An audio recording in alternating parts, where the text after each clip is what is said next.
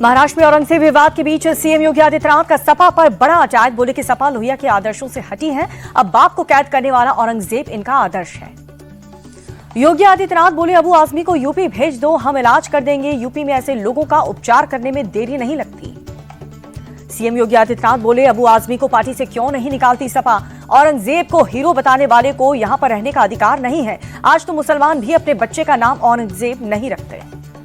महाकुंभ को लेकर के भी सपा पर बरसे सीएम योगी आदित्यनाथ। यूपी विधान परिषद में बोले कुछ लोग महाकुंभ को लेकर के झूठे आरोप लगाते रहे हैं, लेकिन हम अपनी जिम्मेदारी निभाते रहेंगे। सीएम योगी आदित्यनाथ ने कहा कि जिसकी जैसी दृष्टि प्रयागराज में उसे वैसी दिखी सृष्टि। विदेशी मीडिया ने भी महाकुंभ के आयोजन की तारीफ की है। वहां पर जाति अमीर गरीब का बंधन नहीं था।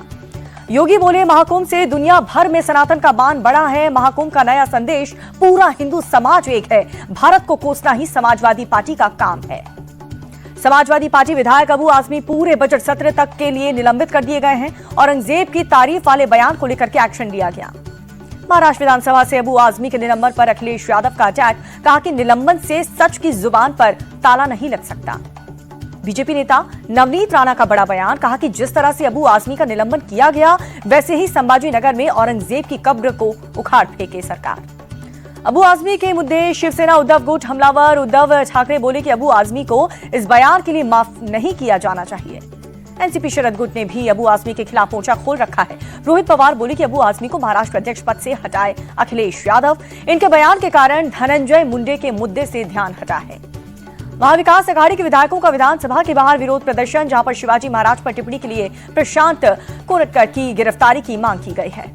आदित्य ठाकरे ने मुख्यमंत्री से एकनाथ शिंदे को बर्खास्त करने की मांग की। कहा कि बहुत सारे घोटाले एकनाथ शिंदे के हाथों से हुए हैं।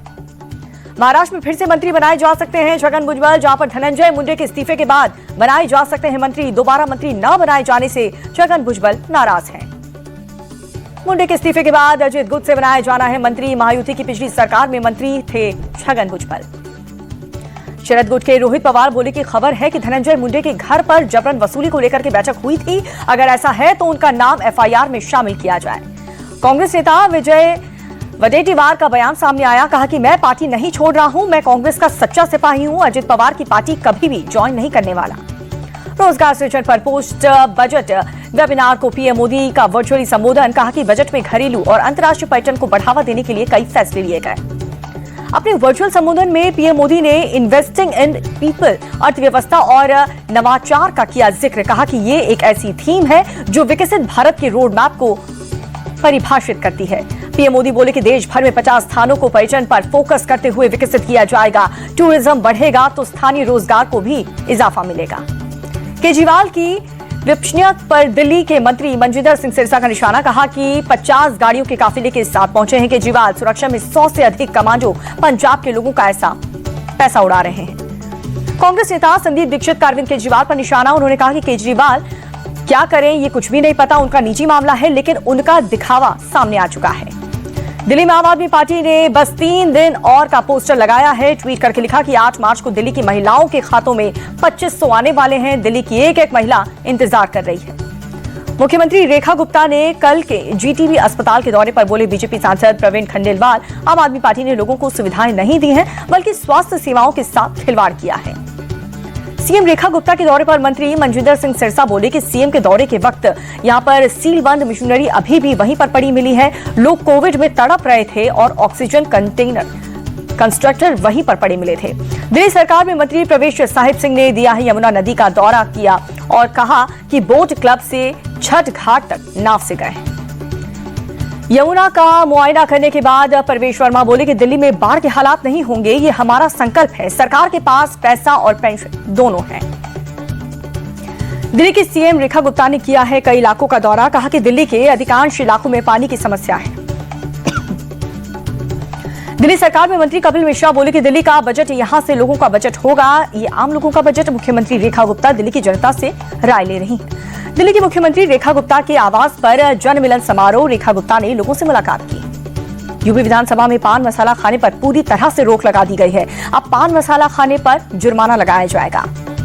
यूपी विधान परिषद में बीजेपी के मोहित बेनीवाल की मांग मुजफ्फरनगर का नाम बदलकर किया जाए लक्ष्मी नगर। बीएसपी संगठन में एक बार फिर से बड़ा बदलाव किया गया। मायावती के भाई आनंद ने नेशनल कोऑर्डिनेटर पद से इस्तीफा दे दिया। रणवीर बेनीवाल बनाए गए हैं नए नेशनल कोऑर्डिनेटर। आनंद कुमार फिलहाल बीएसपी के राष्ट्रीय उपाध्यक्ष के पद पर बने रहेंगे। बिहार विधानसभा के बाहर आरजेडी विधायकों का बैनर, पोस्टर और झुंझुना लेकर के प्रदर्शन जारी है, जहां पर रसोइयों और आशा ममता का मानदेय बढ़ाने की मांग की गई है। चेन्नई में तमिलनाडु के मुख्यमंत्री एमके स्टालिन की अध्यक्षता में हुई है सर्वदलीय बैठक, जहां पर परिसीमन के मुद्दे पर बुलाई गई थी बैठक। जम्मू कश्मीर के उप मुख्यमंत्री सुरेंद्र चौधरी ने पीडीपी पर साधा निशाना। कहा कि पीडीपी हर रोज कुछ न कुछ कहती रहती है। पीडीपी एक हताश समूह है जिसका जम्मू कश्मीर में अस्तित्व खत्म हो चुका है। किसानों के प्रदर्शन के कारण चंडीगढ़ समेत कई शहरों में भारी ट्रैफिक जाम है। पूरे पंजाब के 18 जिलों में किसानों का प्रोटेस्ट। किसानों में सीएम मान को लेकर के जबरदस्त नाराजगी है। नाराज किसानों ने अमृतसर में भगवंत मान का पुतला जलाया। अमृतसर के गोल्डन टेम्पल पर जुटे किसान पंजाब सीएम भगवंत मान के खिलाफ विरोध प्रदर्शन। चंडीगढ़ कूच के लिए पंजाब के अलग अलग जिलों में ट्रैक्टर पर निकल रहे हैं किसान, जहां पर पुलिस के रोकने पर सड़क पर ही धरने पर बैठे हैं किसान। किसान नेता सरवंत सिंह पंढेर का सीएम मान पर अटैक। कहा कि 25 साल में ऐसा मुख्यमंत्री नहीं देखा। पंजाब के किसानों की गिरफ्तारी हो रही है। किसान मजिंदर संघ का पंजाब सरकार पर निशाना। कहा कि सीएम भगवंत मान किसानों के साथ हो रही बैठक को बीच में ही छोड़ करके चले गए। हम इस सरकार की निंदा करते हैं। संयुक्त किसान मोर्चा के चंडीगढ़ की तरफ होने वाले मार्च को लेकर के पुलिस मुस्तैद है। पुलिस ने ट्रैफिक एडवाइजरी डायवर्शन किया लागू। संयुक्त किसान मोर्चा के मार्च पर चंडीगढ़ के एसपी गीतांजलि खंडेलवाल का बयान। कहा कि बॉर्डर पर पुलिस कर्मियों की तैनाती, जगह जगह बैरिकेडिंग भी की गई है। कई जगह ट्रैफिक रूट डायवर्ट किए गए। केंद्रीय मंत्री चिराग पासवान पहुंचे उज्जैन महाकालेश्वर मंदिर में पूजा अर्चना की, भस्म आरती में शामिल हुए। महाकालेश्वर मंदिर में पूजा के बाद बोले चिराग, भगवान शिव ने मुझे सब कुछ दिया है, उनका धन्यवाद करने आया हूं। गिरफ्त में आए आतंकी अब्दुल रहमान का बड़ा खुलासा। 4 अप्रैल को हैंड ग्रेनेड के साथ फरीदाबाद से अयोध्या जाने के मिले थे निर्देश। आतंकी अब्दुल के जरिए मोस्ट वांटेड आतंकी अबू सुफियान के संपर्क में था। ग्रेनेड के साथ अयोध्या वापस जाने के मिले थे निर्देश। 2 मार्च को एटीएस ने किया था गिरफ्तार। बिहार के पटना यूनिवर्सिटी में बमबाजी हुई है। दरभंगा हाउस कैंपस में सांस्कृतिक विभाग के एचओडी प्रोफेसर लक्ष्मी नारायण की गाड़ी पर हमला हुआ। हमले में एचओडी के कार के शीशे भी टूट गए हैं। पुलिस के आलाधिकारी मौके पर पहुंचे। सीसीटीवी फुटेज में बम मारते हुए युवक की तस्वीर कैद हो गई। पंजाब में नशा तस्करों के खिलाफ मान सरकार का एक्शन। जालंधर में नशा तस्कर के घर पर बुलडोजर चला।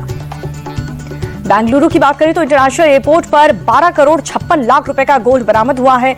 गोल्ड तस्करी मामले में डायरेक्टरेट ऑफ रेवेन्यू इंटेलिजेंस ने एक महिला को अरेस्ट कर लिया। लखनऊ के हसनगंज इलाके में तेज रफ्तार गाड़ी खंबे से टकरा गई। हादसे में 2 लोगों की मौत हुई। एक शख्स का अस्पताल में इलाज जारी। दिल्ली उत्तर रेलवे के डीआरएम सुखविंदर सिंह को हटाया गया है। पिछले महीने नई दिल्ली रेलवे स्टेशन पर हुई भगदड़ के बाद कार्रवाई हुई है। दिल्ली स्टेशन निदेशक महेश यादव को भी हटा दिया गया है। पैसेंजर सर्विस के senior divisional commercial manager Anand Mohan का भी ट्रांसफर कर दिया गया।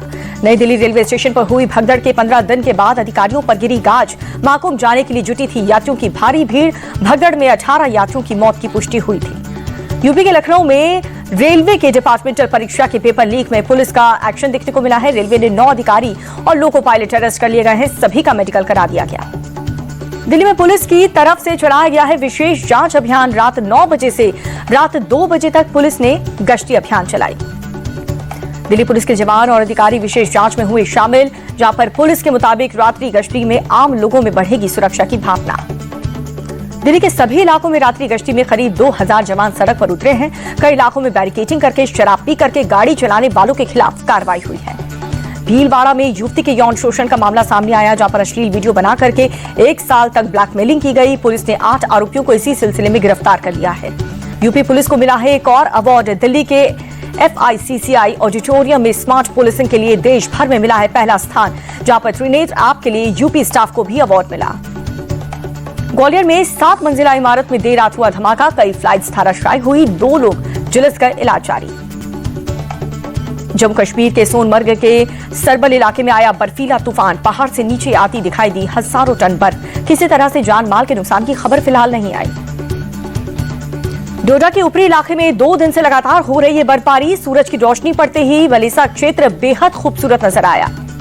जम्मू कश्मीर के राजौरी में BRO हटा रहा है बर्फ। भारी बर्फबारी के बाद जहां पर बुदल, माहौर, गुल सड़क हो गई थी जाम। चमोली में लैंडस्लाइड में नुकसान की खबर है, जहां पर गोविंद घाट और हेमकुंड साहिब को जोड़ने वाला सस्पेंशन मोटर पुल ढह चुका है। एनएसी ने सभी एफएनओ कंस्ट्रक्शन